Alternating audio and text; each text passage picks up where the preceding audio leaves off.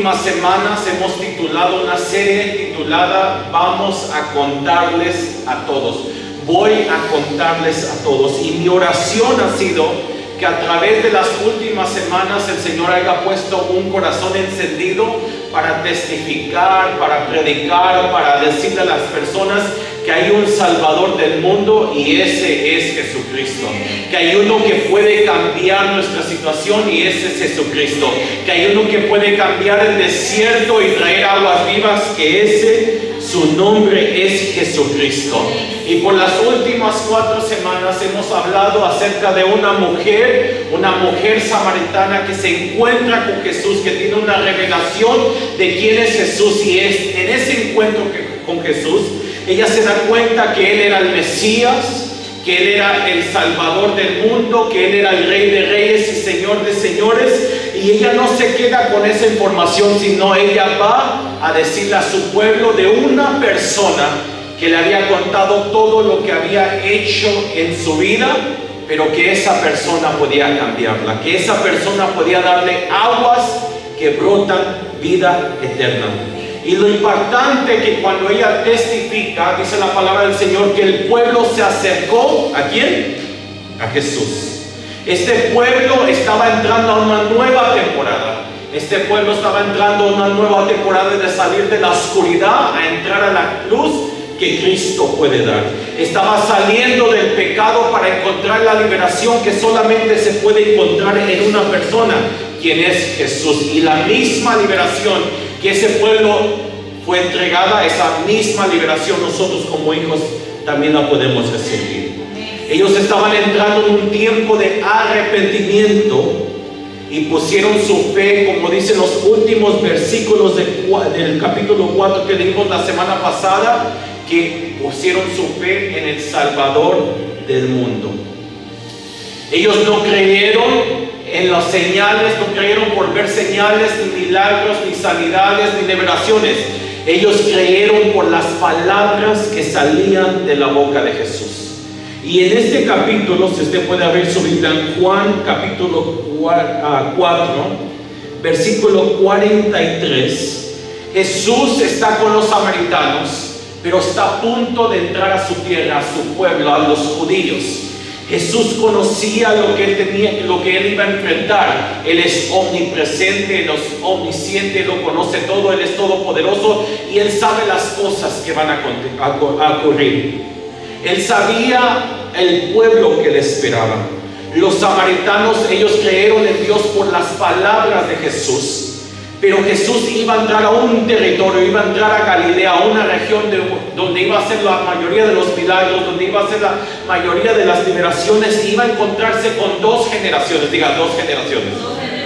Una generación que iba a tener una fe auténtica y otra generación que iba a ver los milagros, las señales, las maravillas, y iban a creer. Pero en el momento de la crisis, en el momento de la circunstancia, en el momento donde Jesús iba a entregar su vida, en ese momento hubo mucha gente que lo abandonó, que lo traicionó, que lo ofendió y aún clamaron, crucifíquenlo. Entonces en la palabra del Señor en Juan capítulo 4, versículo 43 y al 46, donde es la primera sección que yo quiero entrar el día de hoy, dice la palabra en el nombre del Padre, del Hijo y del Espíritu Santo. 2 días después, ¿cuántos días? 2. Salió de allí y fue a Galilea, porque Jesús mismo dio testimonio de que el profeta no tiene honra en su propia tierra. Cuando vino a Galilea, los galileos le recibieron, habiendo visto todas las cosas que había hecho en Jerusalén, en la fiesta, porque también ellos habían ido a la fiesta. Vino pues Jesús otra vez a Caná de Galilea, donde había convertido el agua en vino. Hace 2 días Jesús está con los samaritanos porque había una urgencia en ellos. Ellos le comenzaron a insistir que Jesús se quedara con ellos. Juan capítulo 3 versículo 16 dice que por tal manera amó Dios al mundo que envió a su Hijo unigénito para que todo aquel en Él creyera fuera salvo. Entonces era un propósito que Jesús tenía que pasar por Samaria. Era para que toda esta región reconociera que era una sola persona que podían encontrar salvación, y su nombre era Jesucristo. Entonces Jesús entra a Galilea. Galilea era una región, por ejemplo, era como un estado. Dentro de Galilea había diferentes ciudades. Y Jesús entra, y cuando entra en Galilea, Él comienza a declarar esta palabra: un profeta no tiene honra en su propia tierra. Y en cada escritura de los evangelios, en Mateo, en Marcos, en Lucas y en Juan, Jesús repite las mismas palabras. Y cuando nosotros entendemos la importancia de la repetición, significa que Dios está llamando algo con urgencia. Cuando leemos Mateo 13, 53 al 58, Marcos capítulo 6, al 1 al 6, Jesús está con su pueblo, está en Nazaret. Y dice que Él entra a la sinagoga, se le entrega el rollo del profeta Isaías, y Él comienza a declarar una palabra profética que Isaías había escrito, que sobre Él el Espíritu de Dios se derramaría para hacer libertad, para libertar a los cautivos. El ungido en cual Jesús estaba hablando era Él mismo. Y cuando la gente comienza a escuchar las palabras de Jesús, dice la palabra del Señor en estos tres diferentes evangelios, dice que cada uno comenzaron a hablar, comenzaron a tener una conversación y comenzaron a decir: ¿acaso quién le había entregado tanta sabiduría a Jesús? Porque los ojos de estas personas, ellos habían visto a Jesús crecer. En otra traducción dice que ellos comenzaron a preguntarse: ¿no es este el carpintero? ¿No es este el hijo de María? ¿No es este el hermano de Jacobo y de José? Pero en una escritura dice que Jesús no pudo hacer milagros en su ciudad por la incredulidad de las personas, por la falta de fe. No le dieron la honra en la honra que Jesús merecía. No era cualquier persona que estaba en la sinagoga, no era cualquier persona que estaba en ese lugar. Era el Mesías, el prometido, el alfa y omega, el principio, el fin, el rey de reyes y señor de señores. Entonces cuando Jesús entra a Galilea, Él declara lo mismo. Y en el verso 45 que hemos leído, dice: cuando vino a Galilea, los galileos lo recibieron. Para muchas personas, cuando leen esta escritura, pudiéramos decir: qué poderoso, qué amor, cómo lo recibieron. Pero cuando analizamos la escritura, cuando analizamos los corazones de esta generación, estas personas lo recibieron porque habían visto los milagros que Jesús había hecho en Jerusalén. ¿Qué milagros habían visto? Dice la palabra de Dios en Juan capítulo 2, si lo quiere leer conmigo. Juan capítulo 2, versículo 23 al 24, dice que muchos creyeron en su nombre porque vieron las señales que Jesús había hecho.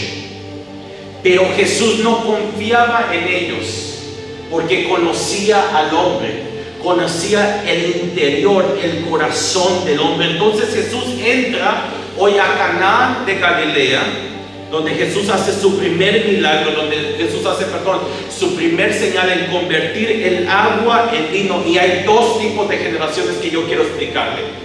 Está la generación que cree en Dios por lo que ya está escrito en su palabra, pero hay otra generación que solamente cree viendo el milagro. Si no ve el milagro, no cree. Si no ve la señal, no cree. Hay dos tipos de generaciones que vienen a la iglesia: la generación que cree en Él y por eso, y como lo conoce, viene a la iglesia. Pero hay otra generación que viene esperando algo a cambio, o una sanidad, o un milagro, o una respuesta, o una señal para antes creer en Él. Y Dios está buscando una generación que lo cree, que cree en Él por lo que quién es Él, no por la señal, no por el milagro, sino por lo que ya fue escrito en su palabra. Amén. Elías está en el monte Carmelo, están los profetas de Baal.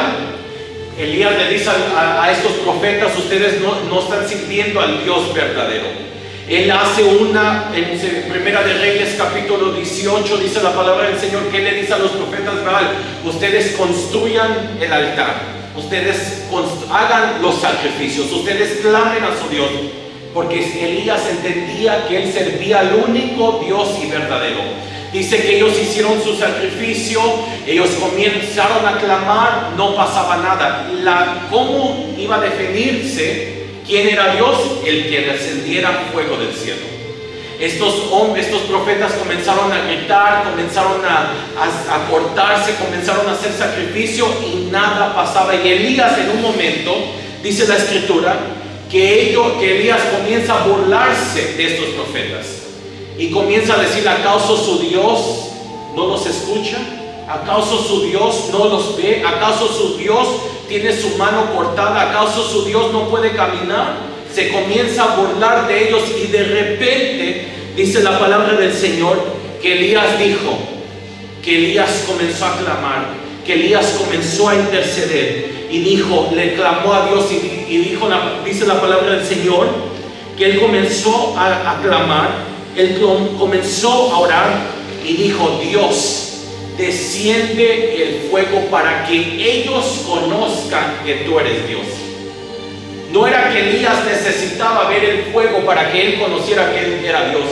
Él comenzó a orar diciendo: enséñales a ellos que tú eres Dios, porque aunque tú bajes fuego o no bajes fuego, yo sé que tú eres Dios. Amén. Entonces, en el versículo 46 es donde yo quiero centrar el mensaje del día de hoy. Estamos en Juan capítulo 4, versículo 46. Vino pues Jesús otra vez a Canaán de Galilea, donde había convertido el agua en vino, y había en Capernaum un oficial de rey cuyo hijo estaba enfermo. Cuando oyó que Jesús había llegado a Judá de Galilea, vino a él y le rogó que descendiese y sanase a su hijo, que estaba a punto de ¿qué? De morir. Entonces Jesús le dijo: si no vieras señales y prodigio, no creerías. El oficial del rey le dijo: Señor, desciende antes que mi hijo muera. Y Jesús le dijo: ve, tu hijo vive. Y el hombre creyó la palabra que Jesús le dijo y se fue. Cuando ya él descendía, sus siervos salieron a recibirle y le dieron nuevas diciendo: tu hijo vive. Entonces él les preguntó a qué horas había comenzado a estar mejor, y le dijeron: ayer a las 7 le dejó la fiebre. El padre entonces entendió que aquella era la hora en que Jesús le había dicho: tu hijo vive, y creyó él con toda su casa. Esta segunda señal hizo Jesús cuando fue a Judá de Galilea. Hebreos capítulo 11 versículo 6 dice que sin fe es imposible agradar a Dios.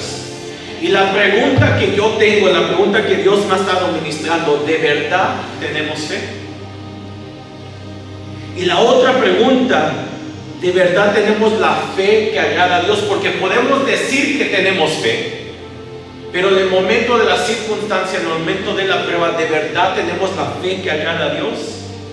Les repito, hay dos tipos de personas: los que creen por lo que está escrito en la palabra de Dios, y la otra generación que tiene que ver primero antes de creer. Entonces entramos en esta sección que hemos leído del 46 al 54. Este hombre era un rey, era oficial, tenía una posición, tenía un título, tenía un cargo, pero aún en ese cargo llegó en un momento de dificultad. Y sabe que no le tengo buenas noticias, pero cada uno de nosotros enfrentaremos situaciones, enfrentaremos batallas, entraremos en momentos de aflicción, pero todo determina en cómo enfrentamos esa situación. Cuando este hombre escuchó que Jesús estaba en Galilea, ¿se quedó ahí? No, él salió corriendo hacia Jesús. Y la pregunta es: ¿qué hacemos nosotros cuando estamos en momentos de prueba? ¿A quién corremos o a qué corremos? Cuando estamos en momentos de desiertos, ¿a quién corremos o a qué corremos? Cuando estamos en el valle de la aflicción, en el valle de la muerte, ¿a quién o a qué corremos? Este hombre hizo lo que no muchas personas hacen hoy en día, que cuando llega la aflicción, que cuando llega la prueba, no corremos hacia Jesús, sino nos alejamos de Jesús. Este hombre hizo algo poderoso. Él se fue con la única persona que lo podía ayudar, quien era Jesús. ¿Qué tipo de fe tenemos nosotros? ¿Qué tipo de fe tenemos? Tenemos una fe auténtica que aunque pasemos por pruebas nos cimentamos en la palabra. Tenemos una fe que cuando llega el problema no somos movidos. ¿Qué tipo de fe tenemos?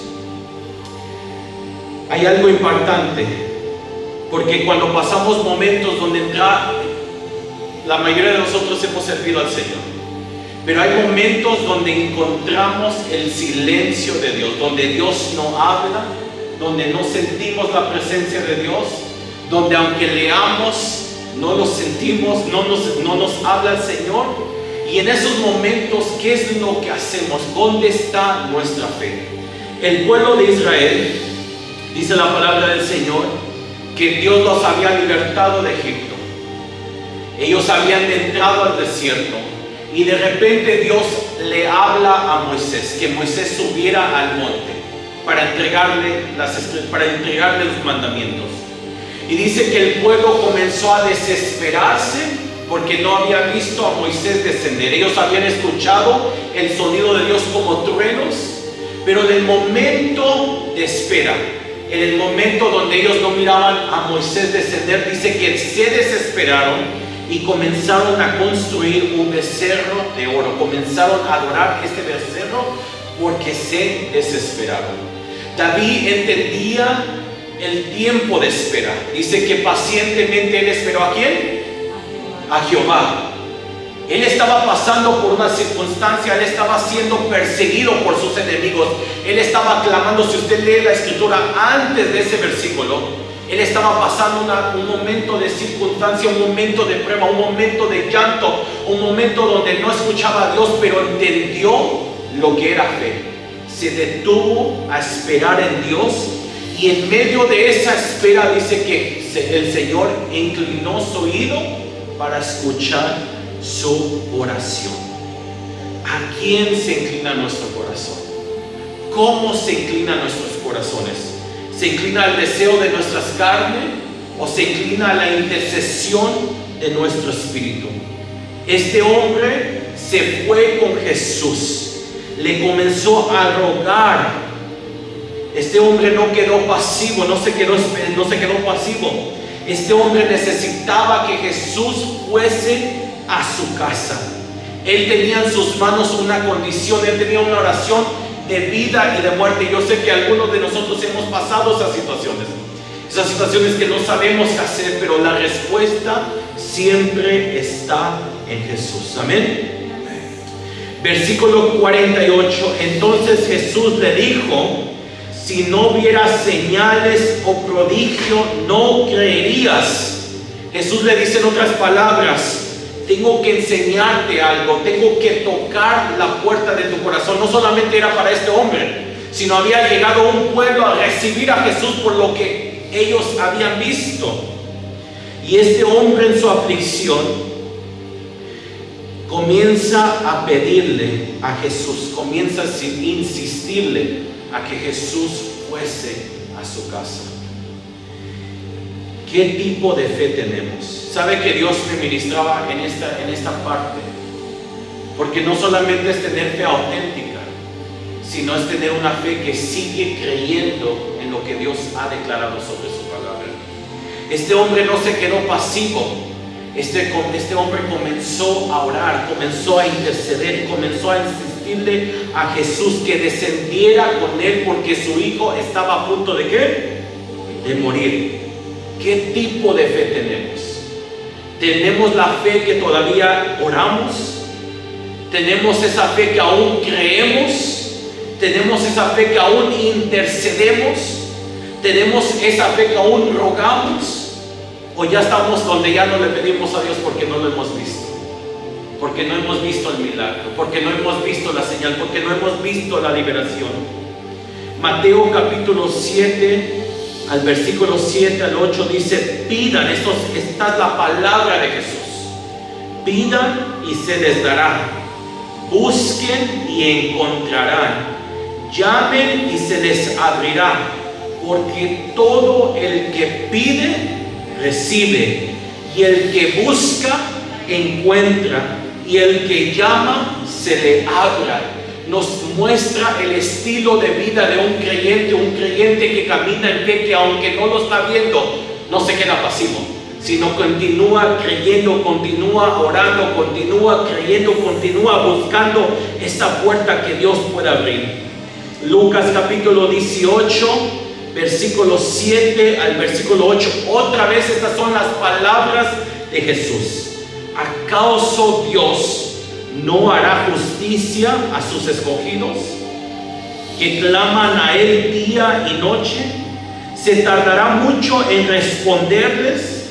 Les digo que sí les hará justicia y sin demora.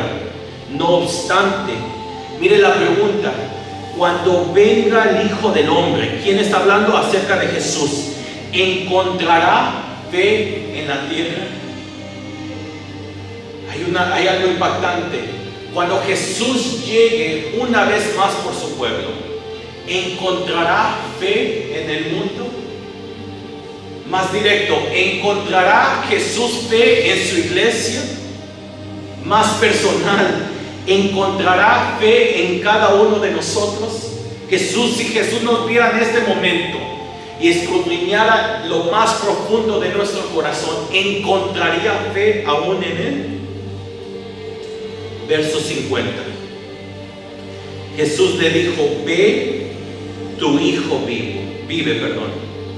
Jesús le dijo: ve, tu hijo vive.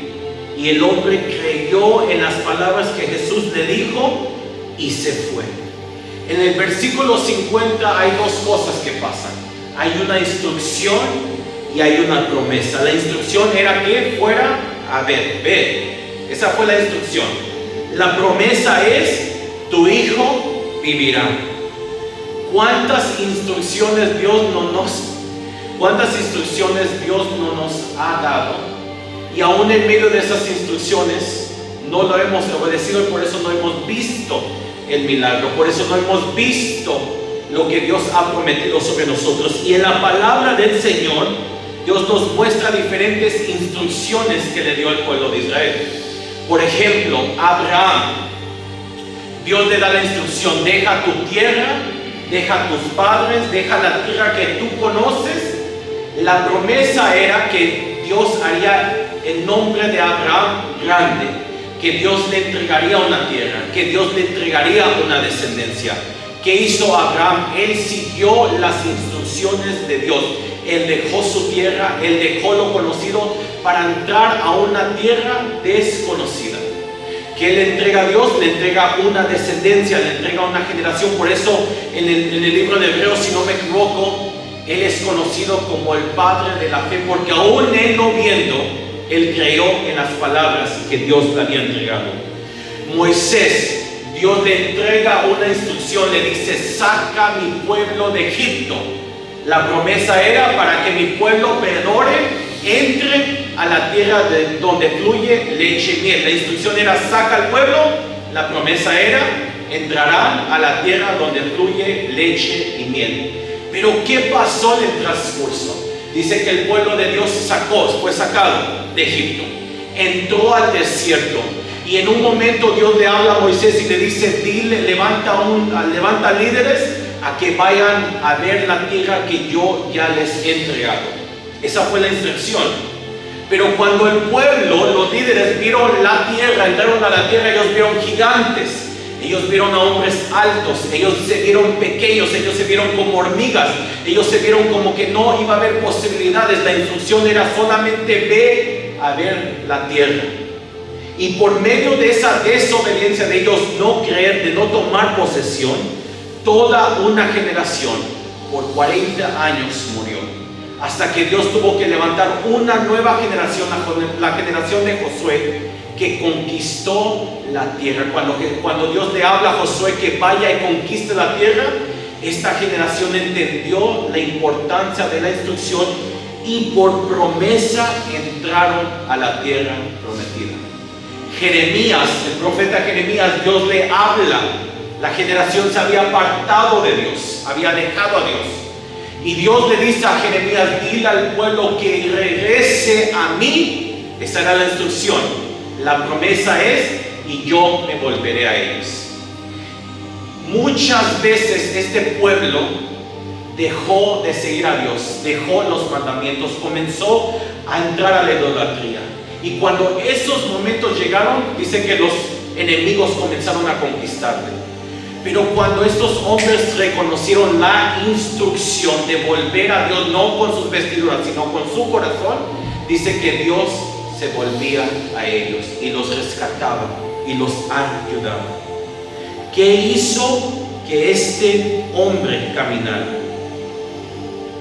Dice que el hombre, versículo 50, el hombre creyó la palabra que Jesús le dijo y se fue. Por causa de una palabra que había salido de la boca de Jesús, este hombre creyó. Él ya no necesitaba la señal, él ya no necesitaba que Jesús descendiera. La palabra de Jesús fue suficiente para que este hombre creyera que su hijo iba a vivir. Y no solamente eso, sino dice el versículo 53. El padre entonces entendió que aquella era la hora en que Jesús le había dicho: tu hijo vive. Y creyó él con toda su casa.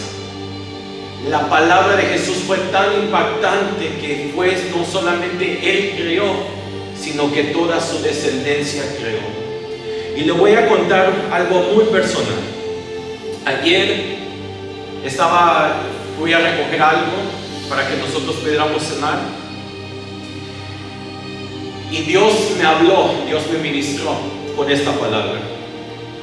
Porque algunas veces pensamos que los que estamos aquí o los que están predicando estamos bien. No, hay momentos de prueba, hay momentos de luchas, hay momentos de circunstancias, hay momentos en nuestra naturaleza que somos enfrentados con algo realidad, pero con la promesa de Dios nos aferramos a esa promesa. Y ayer cuando estaba manejando y yo estaba meditando en esta palabra y estaba meditando en lo que Dios me estaba ministrando acerca de la fe, el Señor me preguntó: Eder, ¿tienes una fe auténtica? ¿Tienes una fe que me agrada? Porque muchas veces, si yo le contara lo que hemos atravesado el 2025 hasta el 2026, hasta algunos días, muchos se preguntaran que cómo seguimos avanzando. Avanzamos porque tenemos una palabra de Dios que cargamos. Pero cuando el Señor me ministraba ayer, me decía: Eder, ¿acaso solamente me vas a creer cuando veas este lugar lleno? ¿O me vas a creer por la palabra que yo ya he puesto en tu corazón? Y sabe que en el carro yo comencé a llorar porque decía: Dios, la primera persona que estás hablando es a mí. Porque pasamos circunstancias, pasamos problemas donde no vemos lo que Dios está haciendo, pero Dios está trabajando en cada uno de nosotros. Y yo por eso quiero entregarte esta palabra. Yo quiero que esta tarde tú te pongas de pie. Yo no sé cómo está tu fe en esta tarde. Yo no sé cómo está tu corazón, si todavía aún crees, si aún todavía estás avanzando, si aún todavía estás creyendo en lo que Dios ha dicho en su palabra sobre ti, sobre tu casa, sobre tu familia, sobre tu descendencia. Yo no sé si tú ya paraste de creer, yo no sé si tú paraste de interceder, yo no sé si tú paraste de creer que tu familia va a ser salva, si tu familia iba a recibir esa sanidad o cualquier circunstancia, pero yo te vengo a decir que Dios Jesucristo está buscando una generación que lo cree, que le cree por su palabra, no por las señales, no por los milagros, no por las maravillas, sino que cree en lo que Él ya ha dicho en su palabra. Entonces, ahí donde estás, solamente quiero que cierres tus ojos, inclines tu rostro, y por los próximos 2 minutos, si tu fe ha menguado, si tú has parado de creer, si tú has parado de avanzar, si tú has parado de interceder, si tú has parado de esperar en el Señor, dile al Señor: Señor, aquí estoy. Aquí estoy transparente ante tu presencia. Aquí estoy, Señor, para que tú renueves mi fe. Aquí estoy, Señor, para que tú aumentes mi fe. Aquí estoy para que mi fe esté cimentada en tu palabra. Aquí estoy para que mi fe no sea movida ni a la derecha ni a la izquierda, sino que esté parada firme en ti, en la roca que eres tú, Jesucristo. Señor, perdónanos si hemos sido como esta generación que está esperando ver para creer. Perdónanos, Señor, si estamos esperando el milagro para creer que tú eres Dios. Perdónanos, Señor, si somos la generación como en los tiempos de Elías, que tenía que ver el fuego descender antes de creer que tú eras y eres el único Dios y verdadero. Padre, lloro por cada uno que está en este lugar y por cada uno que nos está viendo en este momento y va a ver este video. Señor, yo oro, Señor, a que tú aumentes nuestra fe, Señor. Que en el momento de la crisis, que en el momento de la aflicción, que en el momento de la prueba, Señor, no corramos a cualquier persona, no corramos a los afanes de nuestro corazón, no corramos a los deseos de nuestra carne, sino que seamos como este hombre que hizo la mejor decisión de correr hacia ti, Señor, de correr a la única persona que podía sanar, a la única persona que podía recibir salvación, a la única persona que podía hacer ese milagro que eres tú, Jesucristo.